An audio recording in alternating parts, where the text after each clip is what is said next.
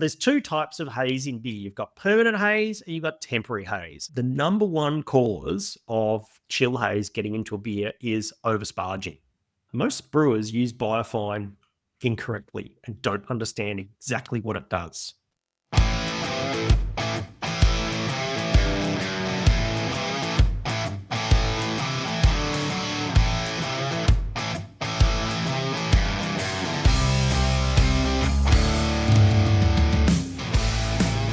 G'day Brewers, welcome to the Quality Focus Pro Brewers podcast. My name is Hendo. I'm a Pro Brewer coach from the Rockstar Brewer Academy, and it's great to see you. Happy New Year. And today we're going to talk about a really interesting topic, kind of related to the foam episode that we did a couple of episodes ago. So if you haven't seen that, go and check out that episode. Today we're going to talk about beer haze, because it is part of the picture of making your beer look good.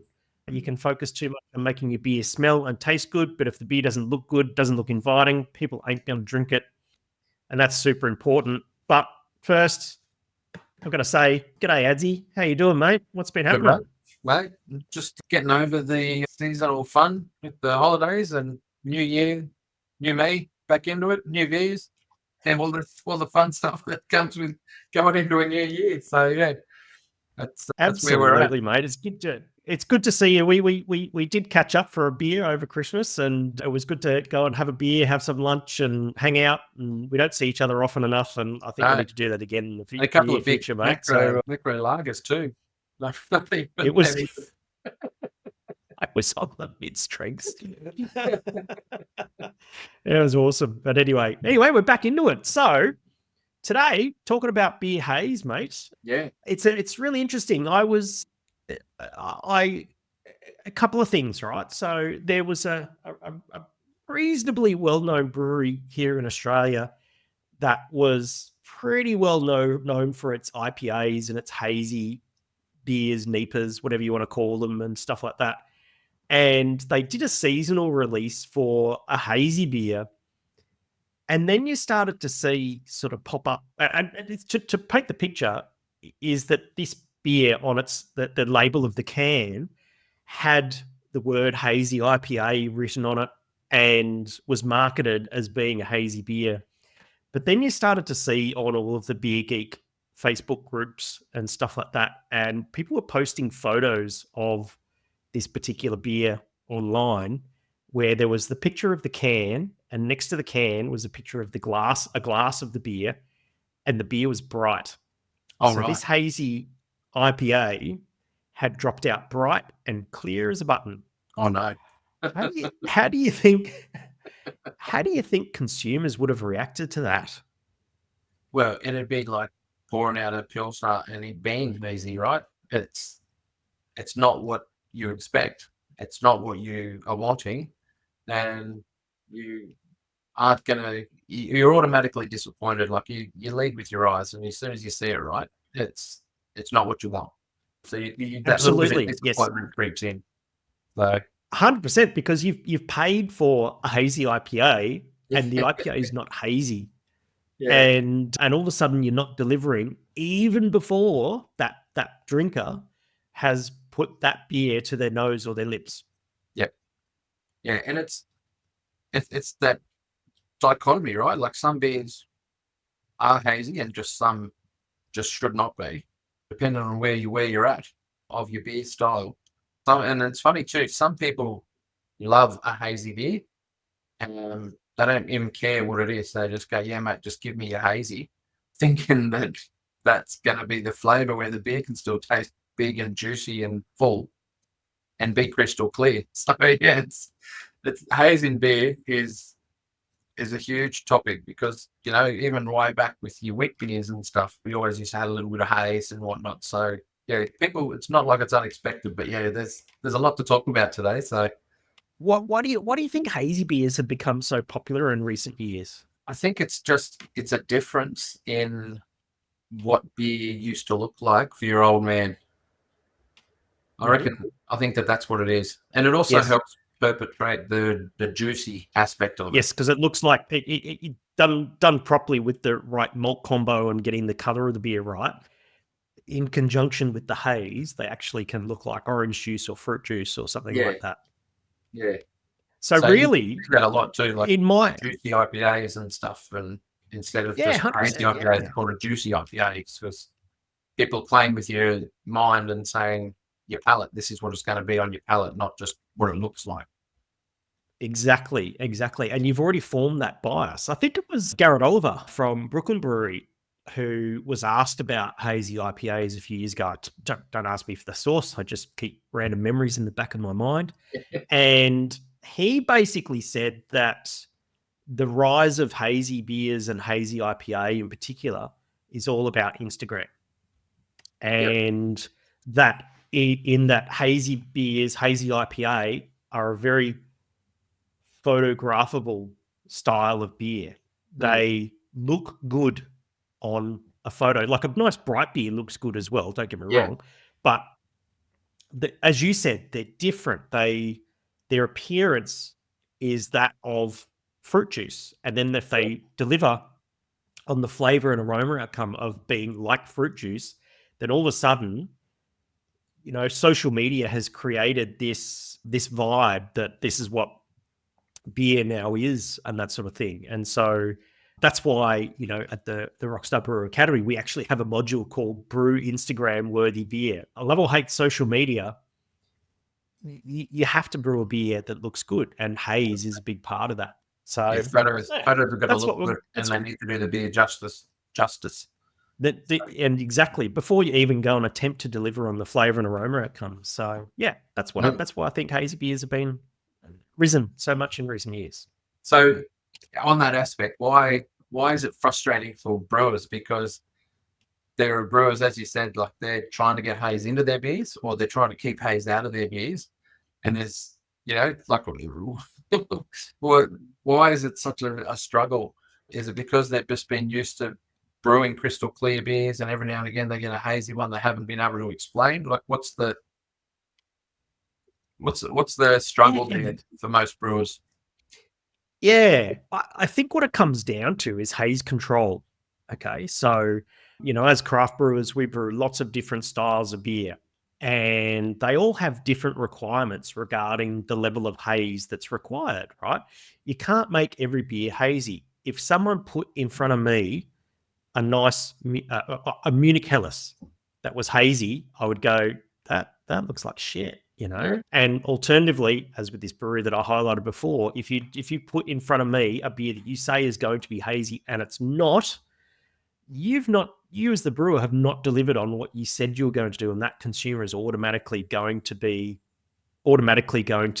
disappointed as a result of that. And I think a lot of that comes from, having unexpected beer haze outcomes, right? That can be a real problem. Delivering on what you say you're going to deliver on as the brewer is super, super important. And it can become very frustrating because for a lot of brewers out there, they've actually, you've actually experienced that problem of making a hazy beer that's dropped bright, or trying to make a bright beer that's turned out hazy where the haze doesn't go away, and it makes the beer not what you intended it to be, if that makes sense. Yeah. So what causes beer haze? Because like I remember back in the day when Petty Topper had just come out and everyone was trying to brew it and everyone was adding flour to their brew, or apple sauce, or apple.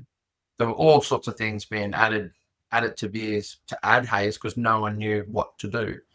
But even before then, when you wanted to have a crystal clear beer and you got hazy beers, why? Like, what's causing that there? Yeah, so basically there's lots of different things that can make haze in beer. Okay, so basically, beer haze can be caused by or created through a number of different things. So first up, and the most common one is microorganisms. Okay, yeast and bacteria, when they're in suspension in the beer, if there's enough yeast cells or bacteria cells, if you're making a kettle sour or something like that, they make haze. Okay, the proteins and polyphenols can make haze. So there is an interaction between proteins and polyphenol. So in malt, there are proteins and polyphenols, and when they interact with each other under certain conditions, they will make haze in beer. If you're using fruit in beer, you mentioned apple before, Yep. people putting apple in their beer. Yeah. Okay, so for many fruits, I'm not particularly sure about apples in particular, but pectins are a really interesting one, because pectins are a compound that's in fruit that, when exposed to alcohol, ethanol, will cause haze, right? Basically, the pectins will, I don't know, I suppose you'd call it, they coagulate in the beer, and the pectins can create haze in beer, right? Yeah. Carbohydrates, they can make haze in beer, in particular glucan, so beta glucan, for instance, right? So if you're mashing, you get the stodgy, porridgey thing that's in malt that makes it go all sticky and gluey, or if you're having a bowl of oatmeal or something like that, that's like beta glucan, right, which is a carbohydrate, and they can cause haze in beer. And then probably the last one that's the most common is hop compounds, in particular dry hop compounds. And again, this comes down to polyphenols. So the hop vegetal material, any vegetal material for that matter, that's why it's in malt as well as hops. Polyphenols can leach into the beer, react with the proteins that are already in the beer, and then create that haze issue. It's really interesting though, because haze is something that can be measured with an instrument, okay? And you can create a number as to the amount of haze, right? Yep. So a lot of brewers, what they do when they talk about haze, they talk about haze in very broad general terms. Oh, that's bright, that's a little bit hazy, it's a lot hazy. But it's actually a number that can be measured with a turbidity meter or a haze meter. And so the unit of measure is EBC for haze. And it's important that when you're setting quality targets around your beer, that you actually do specify a haze target, because there are breweries out there. Classic case in point, Range Brewing here in Brisbane, really well known for their hazy beers, and they're very, very good at it. I'm a fanboy of Range. They centrifuge their hazy beers, right? Because and you might go, why are they putting their beer through a centrifuge? And the reason is that they have a target number about the level of haze that they want.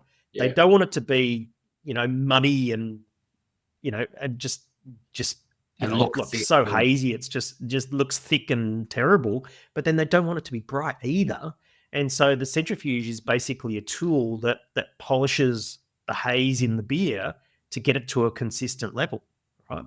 And so, when you think about haze like that, then all of a sudden it becomes a quality parameter that you can control, just like every other part of the brewing process. So we've talked about like that sort of those style of beers, Neepers and that sort of stuff, but then you got to like temporary sort of haze as well, like chill haze and things like that. So that you don't always know you've got chill haze. Where do you get like there's different permanents and temporaries, and then how do you keep some of your haze permanent? Because you don't want that yeast dropping out in a can and someone gets that stodgy bit at the bottom. Yes. Okay. Do you know the difference between permanent and temporary haze? I'm going to let you explain it to me. I'm going to say no. I can answer, and then you would go. Okay. You would do your famous. Well, I'll be like, nah. And I'll tell you what the reason is. Okay. Really quick summary of. Okay, so there's two types of haze in beer. You've got permanent haze and you've got temporary haze. Okay, right.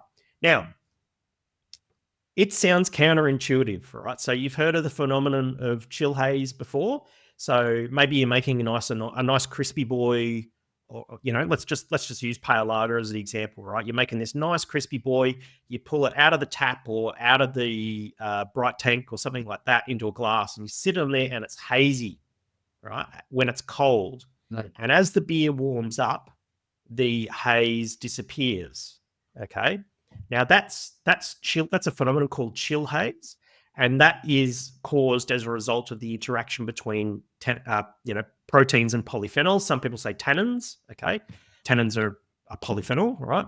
Chill haze is a temporary haze, whereas on the flip side, permanent haze is always in the beer. So yeast and bacteria and pectins, right? For example, they are a form of permanent haze. I can run my beer through a filter or a centrifuge or crash chill it and have the yeast drop out of suspension, to the bottom of the tank, and it's gone. Okay. Quick one. Can I jump in and ask? Yeah. When you're using things like, clarifiers like biofine and whatever you're using to clean your beer, if you're using a fuge, how far does the fuge go to strip flavour out of the beer if you're trying to really push it to get a crystal clear beer and you can't?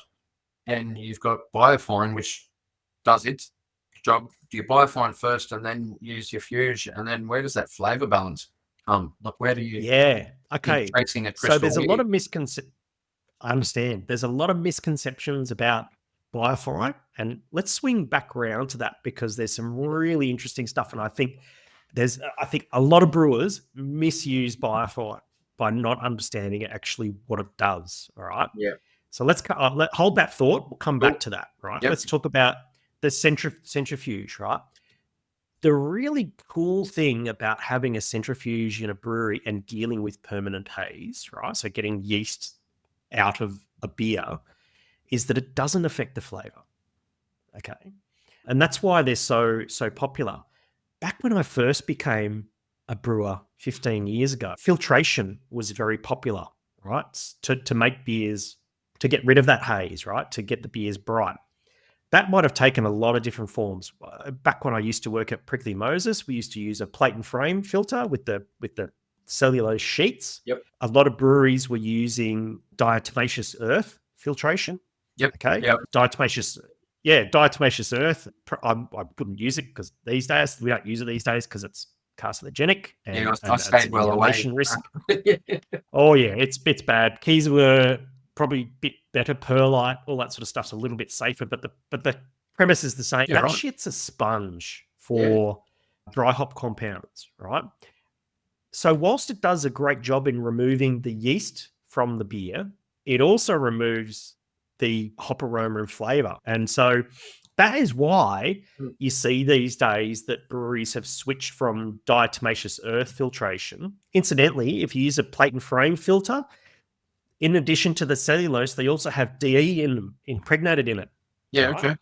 And so it'll do the same thing, okay, because it's an adsorption type of filtration, okay? That's why a lot of breweries have switched to centrifugation or using a centrifuge, which is basically where you spin the beer to get the solids out. Centrifuge is, without going into the details of how a centrifuge works, if you have a billy can of tea, I'm Australian, by the way, so all of our American friends and our foreign friends or Europeans, all that sort of stuff, billy can, you put it over the fire, you bring the water to the boil, you throw tea leaves in, and then to get the tea leaves out, you would swing the hot can of tea around and around over your head and all that sort of stuff, and then stop, and the tea would drop to the bottom. Okay, that's centrifugal force acting on the solids. That's pretty much how a centrifuge works, is that it spins the beer around really fast so that the heavy things, and in this case, the yeasts, go to the outside. Probably a topic for another episode. The good thing is that why centrifuges are so good and so popular is that they don't strip flavor out because they're not actually a filtration. They're a separator. Yeah. And they're a really good tool to have. Expensive, but good. They'll make you money, but that's why they're a thing now in craft breweries. And your chill haze, is that a fault of the brewer? Is that a fault of the process? Is it a fault of the beer ingredients? Is it all of the above? Yes, yeah. In part, okay. So it depends upon your objectives with your beer that you're brewing, okay? If you're trying to brew a hazy beer, you do whatever you want. If you want to make chill haze, great. It's going to add to the beer, and that's all good. All right. Because there is where it's accepted. 100%. Yeah, for sure. Like I said, if your objective is to make a hazy beer, you do whatever you want to make that level of haze that you want, whether it's permanent or temporary. Horses for courses, right? Every brewer is different, that sort of thing, right? But let's assume for a second that you're trying to brew a nice bright beer. Might be a nice bright American pale ale or an IPA, or it might be a nice Munich Helles or some other, pale lager style, American lager or something like that, right?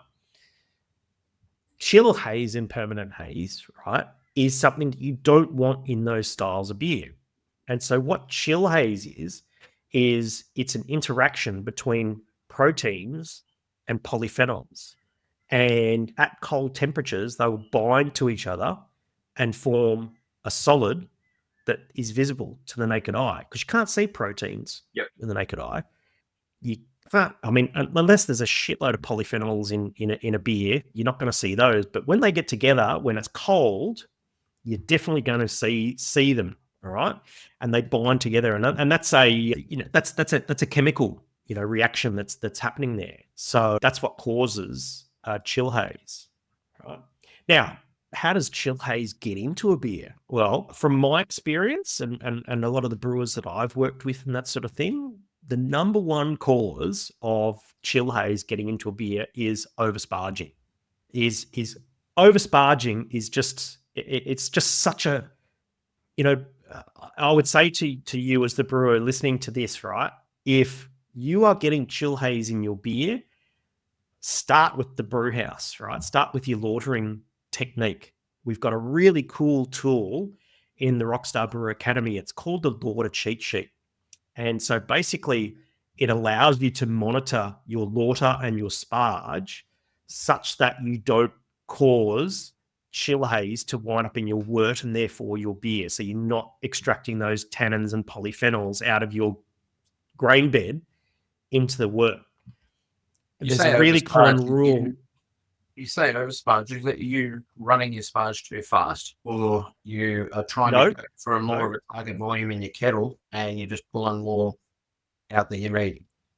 That's you've hit the nail on the head there, Adzi. That is the most common mistake, is that when brewers are sparging, they go, I need to sparge until my kettle gets to a certain volume.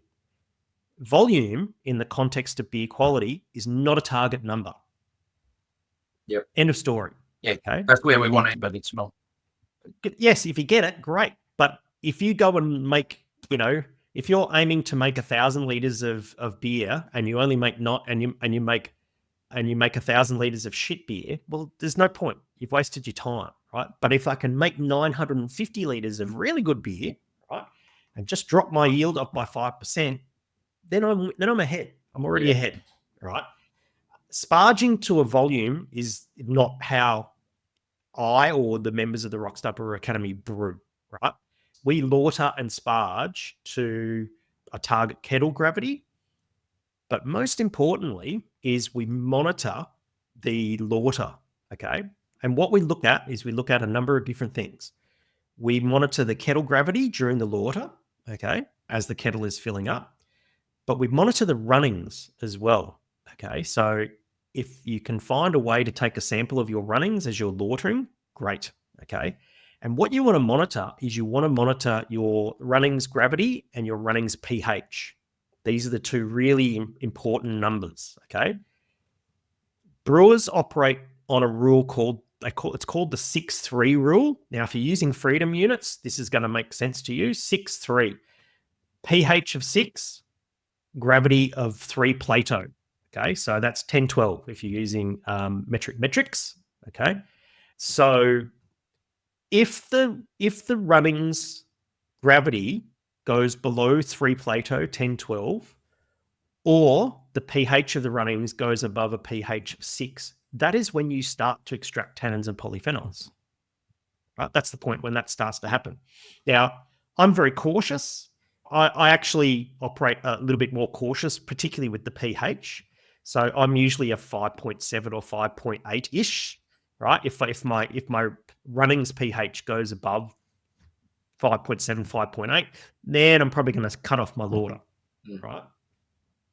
And you have to monitor both. And so the really cool thing is that the Lauter Cheat Sheet, the tool that we use in the Rockstar Brewer Academy, it's a way in which every 15 minutes you can monitor your runnings gravity, your runnings pH, and your kettle gravity and your kettle volume. And you can actually stop your lauter before you start to extract tannins and polyphenols. Yep. And so before you even go and reach for the biofine, you've nipped that problem in the bud. Yeah. And it's pretty cool. Right there is an ad to join Rockstar Brewing Academy. So before you reach for the biofine, take a look at your lautering practice, because that's more than likely going to nip 80% of your chill haze problems in the bud. Yeah. Excellent. Quicken recipes to adjust your haze, like add in wheat or all of these things that people will try and do to add haze or remove haze. Yep. Are you running around a wheel? Are you chasing things that you What do you don't mean need? running around a wheel? Are you chasing things that aren't there? Like, do you need to be doing that? I mean, if you're trying to make a hazy beer or be in control of your haze, let's assume we're trying to make a hazy beer, okay? Knowing what the haze is made from is key to actually getting control of that haze, okay? So proteins, proteins make up, like a 30-ish% of the haze that's in good hazy beer. And, with a lesser extent, it's not, so hazy beers aren't necessarily about the yeast. Yes, yeast is a part of it. Before you start railing on at me in the comments, we're going, the haze is yeast. It's not all, in a hazy IPA, not all of the haze is yeast, okay? A lot of it is based on proteins, and that is why brewers choose to use things like wheat and oats and chit malt and triticale and all of these adjuncts that are not barley that have a higher quantity of these proteins, right? And so, yes, your recipe is important in terms of targeting a certain hazy style of beer, right? But your process, I mean, that's just, me. It's all about the process and that sort of thing. And that's what you need to be sort of looking into, right? Is, your process, your lautering process, choosing the right raw materials to go into your recipe. All of these things can make some dramatic differences to make sure that you've got control over the haze in your beer. Yep. Biofine. I'm sure everyone knows what biofine is. Do you know what biofine is? I'm pretty confident it's a compound from seaweed, isn't it? No, that is carrageenan. Okay. Well, then no, I don't know what biofine is. Yeah. Okay. So biofine, there's Brutan-B, there is, some people use gelatin. Yes. There's lots of things that you can use to reduce haze in beer. Okay. Biofine is the one that everybody thinks about straight up because that's the one these days that is most commonly used, right? There are lots, right? So carrageenan, which, sometimes it's called Wellfloc G that you put in the kettle. Okay. That's a fining agent. Fining means to drop haze out of something. There is, back when I first became a brewer, back in the late 2000s, right? That long ago, we used to use PVPP. Yeah, exactly. Or isinglass is a fining. Yeah, I was going to say isinglass. Isinglass, which comes from the swim bladder of I can't remember what fish it is, but it's a swim bladder from a certain type of fish. Gelatin, which comes from bones of animals in the abattoir, is a fining agent. Brutan-B is an interesting one. That's actually a concentrated form of tannic acid, okay, which has a fining effect and that sort of thing. But biofine is the one that people, brewers are using now because it's the most accessible and it's reasonably priced. PVPP, when I used to use it back in the day, was extremely expensive but very effective, right? We would use it in the whirlpool and it would do the job very well, right?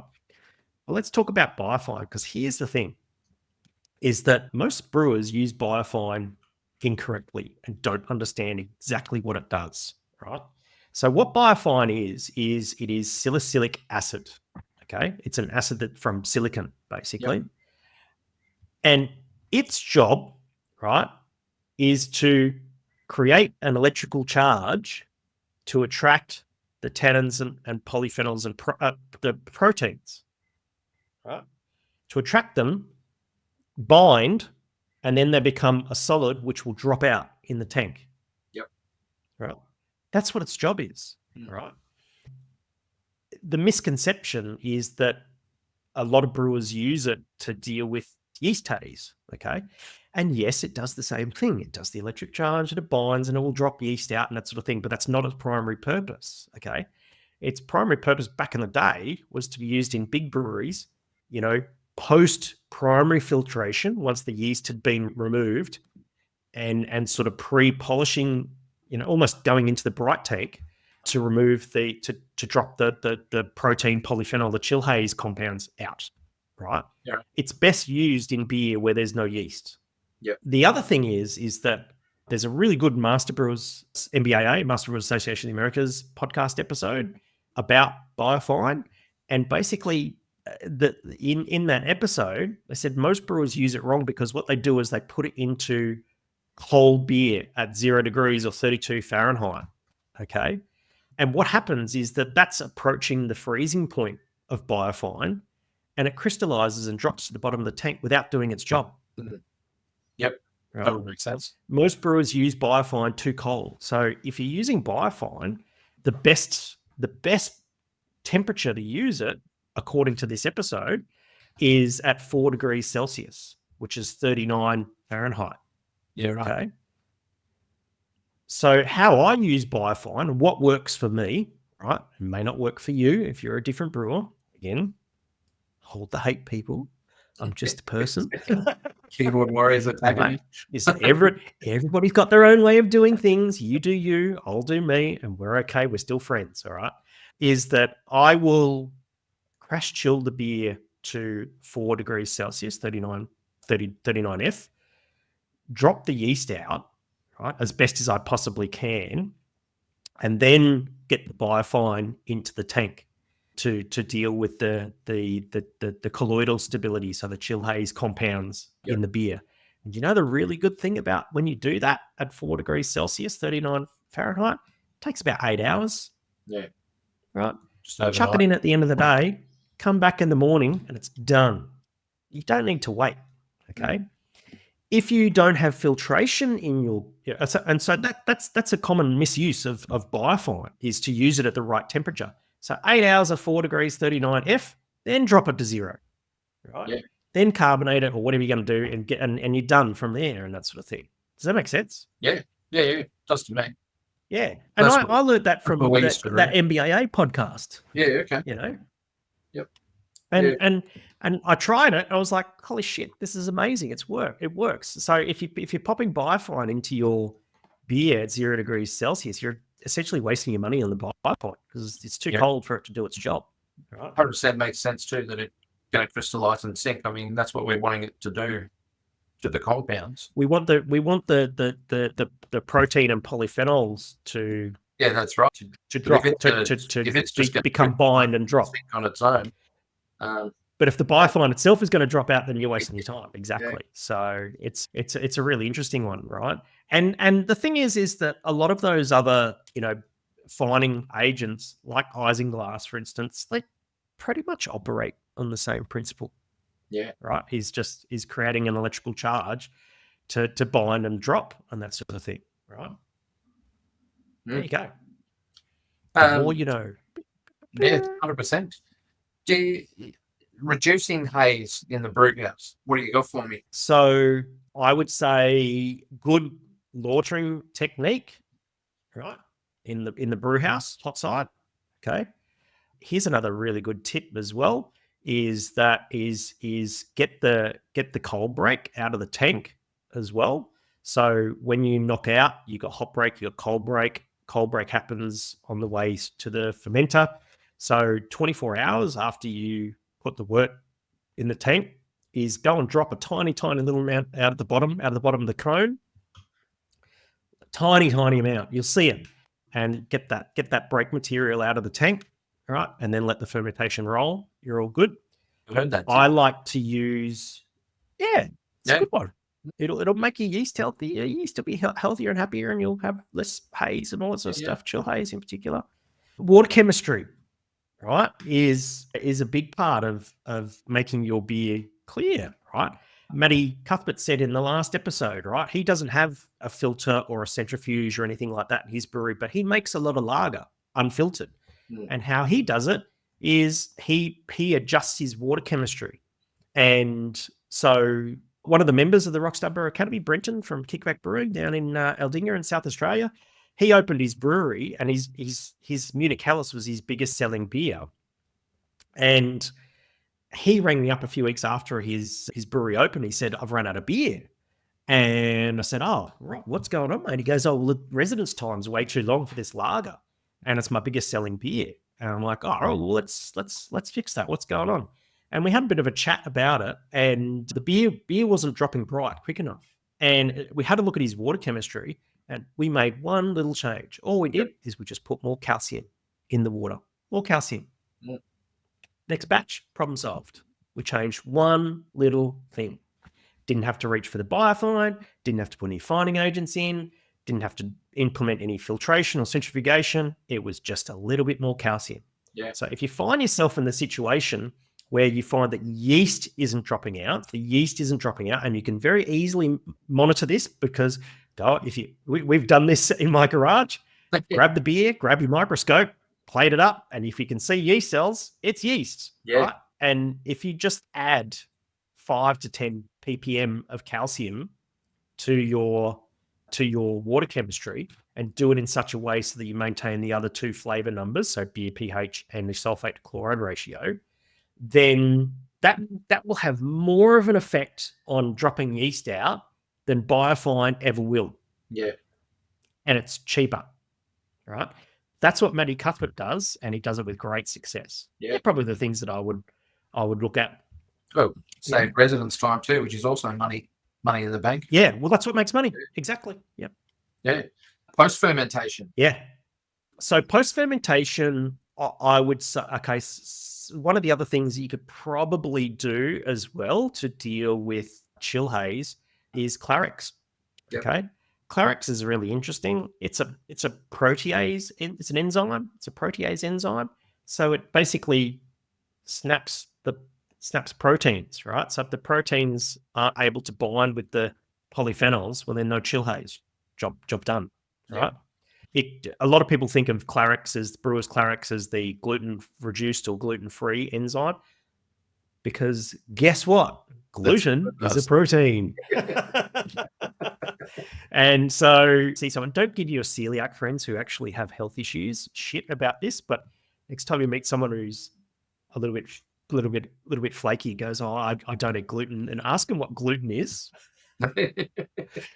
And they won't be able to tell you. Gluten is a protein, people. Okay. So, and Clarex is an enzyme that is a protease enzyme that breaks down gluten. Gluten is one of the many proteins in wort and beer, and it breaks that down. Right. So get rid of the protein, no binding, no chill haze. Right. That's one way. That's another way to do it. Biofine for sure. They're probably the modern ways I'll do it. Yes, there are others, but they're usually the ones that are pretty accessible and that sort of thing. Yeah. All well and good getting rid of haze. What if we want it in there?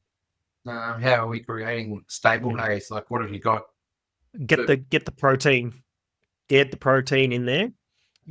That's going to be oats, wheat, flaked wheat, chit malt. Something like that is. Oh, things like spring blanch. Yeah. Look. Okay, so you can get things like spring blanch. Is that a Lallemand product? It's Lallemand product, isn't it? Oh, I think it is. If I remember. Or it's a fermenters product. I can't remember. I think it's fermenters. And so spring blanch is a thing that you can go and create haze, and it's basically creating colloidal haze. Okay, to an extreme. Look, there's nothing wrong with it, but I think it should, as far as I've tried this, it didn't work. I've tried this, it didn't work. I tried this, it didn't work. You're going to get to the point where, okay, now we need to have a think about adding specifically some sort of haze product into the beer somehow, and that's where spring blanch would come into play. Yeah, hop haze liquid as well. That is correct. Yes. So that's basically polyphenols from hop products, which you're going to get from dry hopping a beer anyways. Yeah. Scott Janish I had a really good chat with him in Vietnam last year. And he had a really good talk, and he basically says for his hazy IPAs, he dry hops on a certain day of fermentation. I think it was day 6 or day 7. Now that's gonna, I took that on board and I went, well, that's going to vary from beer to beer depending upon the starting gravity and the yeast strain and all that sort of stuff. Mm. But there's going to be a particular point for your particular beer where the timing of the dry hop will have a positive effect on haze. Yep. Again, different horses for courses, guys. There's many different beers and styles and processes out there. You do you, right? And probably, and the other one as well, as far as Haze goes, is yeast strain selection. So you want to select a yeast strain which is not flocculent, right? Which doesn't drop to the bottom of the tank. So even though, London Ale 3 is a strain that's very commonly used in hazy IPA, a lot of other English strains are highly flocculent. They will drop to the bottom of the tank very easily as soon as they get they're lazy, right? Not that they're lazy, that's just how they behave. Yeah. So yeast strain selection. Now it's very interesting, right? And this is the thing that a brewer needs to balance, right? Because the water chemistry of hazy IPA warrants very elevated levels of chloride. And the way that you're mostly going to get that is from calcium chloride. So you're adding calcium. Calcium causes yeast flocculation, okay? So your water chemistry is going to be in that mix and your water chemistry in conjunction with your yeast strain need to be taken into consideration in your recipe so that you achieve the haze outcome that you want and also the water chemistry outcome that you want with that elevated chloride that's in it. How do we troubleshoot all of this stuff? Okay. Number one, if you're thinking about haze, before you get to the point where you're troubleshooting haze, set haze targets in your recipe. Okay. At the Rockstar Brewer Academy, we use a tool called the product specification. And as we've talked about in a previous episode, we define beer quality through two lenses: fit for use and true to brand. Fit for use is anything you can measure with an instrument that has a number. Hey, there's a turbidity meter. It makes a EBC number. You can measure haze, okay, and give it a number. Yeah. Turbidity meters aren't that expensive, by the way, probably a couple of grand, okay? I know that might be inaccessible for a smaller brewery, but for, medium to large breweries, you should have a haze meter, okay? The second thing that so you need a fit for use quality target for haze, and you need a true to brand target for haze, right? You need to actually have a worded description of what the haze should look like, okay?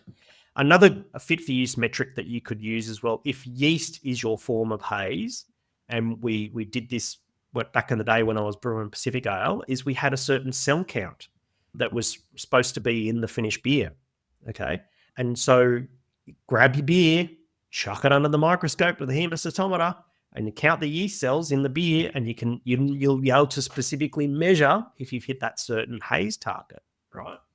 So before you get to troubleshooting, set the lane markings on your freeway to say this is where the beer should be. And if it steps outside of that, then troubleshoot it. But don't just go, oh, that beer looks too hazy. What have I done? Yeah. Because you're wasting your time, right? And then if something is not on spec for whatever reason, whether it's not fit for use or not true to brand, well, then you can start to drill down and look into the things that might be going right or going wrong, And, if you're going to start troubleshooting, start with the stuff that's easy to measure, right? Go find a local friendly brewer who's got a turbidity meter. Go determine whether the issue is permanent haze or temporary haze, right, that you're trying to deal with. And just go through a process of deduction, and working out where your haze issue is. But it all starts with creating targets around your beer. You should have targets for all of your quality metrics. You can't make good beer if good is, what did you say in that other episode? Like, I'll just know if the beer is right, or what did you say? It's like, when I say to people, how do you know your beer is good? And they go, oh, I'll just know. Yeah. I can't remember. Yeah, but it's like, if you just know what the haze is, quantify it in some way, either through a number or a worded description. If you can't quantify what good is, then you don't know what bad is. Yeah. Right? And you're not going along that path of quality and that sort of thing. And if you need some help with that, come and have a chat to me. I'd love to talk to you about it. So cool. I don't know whether it's made more hazy or more clean. So I was going to say, do you have some more clarity? Do you have some more clarity around this? I love the intended puns. It's so good. Mate, thank you so much for the chat today. I really enjoyed it. And if you want to have a chat to me, come and have a chat to me. Love to meet you. Yep. Can't confirm. Adzi, you're a good chatter. That's my job. Right. Adzi, thanks, mate. And thank you, as always. Catch you in the next Pleasure. episode. Cheers, mate.